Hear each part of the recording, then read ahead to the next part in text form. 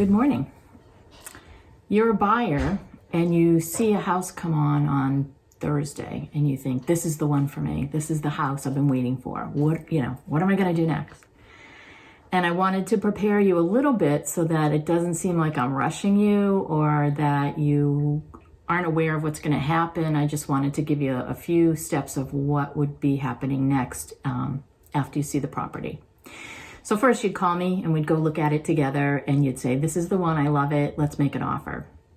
So the first thing I'm going to need from you is the email addresses and the full names of the buyers. So your name, your spouse's name, your partner's name, whoever the people are that are going to be purchasing the property, I would need to have their full name and email addresses. Those are the two most important things right off the bat, even before you sign anything, because I need that information in order to complete all of the documents online.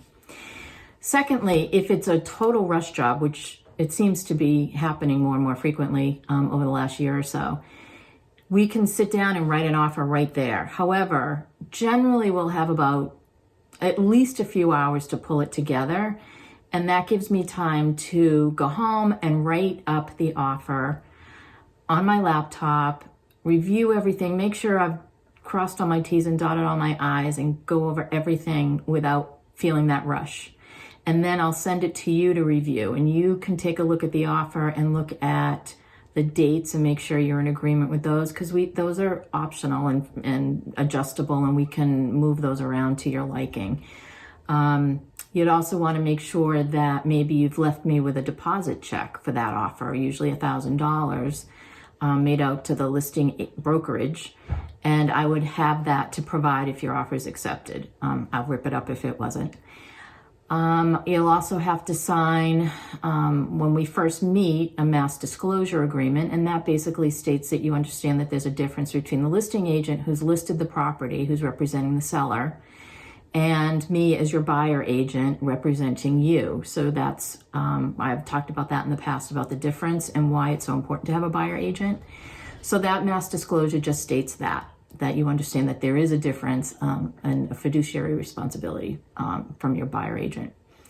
The next thing is a mass home inspection disclosure, and that is a disclosure, again, not a contract, not the Massachusetts disclosure is not a contract.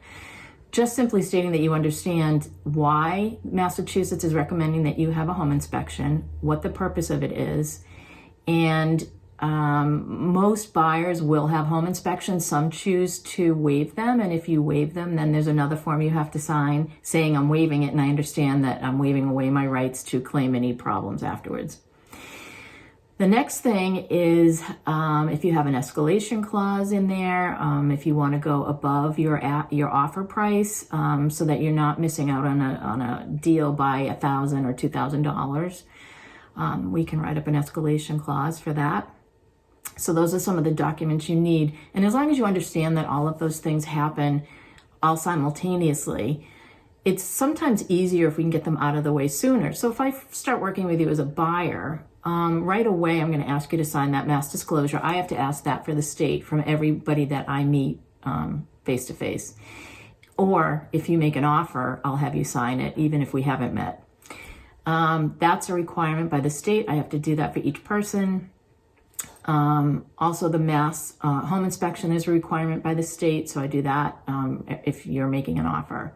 So get those out of the way right off the bat. That's sometimes easier. Then when we go to make the offer, the only thing that we have to worry about is the offer, the check, the escalation clause, lead paint form, that if the house is older than 1979, you'd have to sign a lead paint form stating that you're aware that lead paint is dangerous to children. So those are some of the things. What happens a lot is that the houses will come on Thursday or Friday. They're starting to do showings, but the seller can accept an offer at any time. So it's really critical that you're prepared and ready to make an offer right away if you're sure that's the house for you. So those are some of my tidbits and my helpful hints for this week. And hopefully we'll find the house of your dreams really soon. Have a good week, everybody.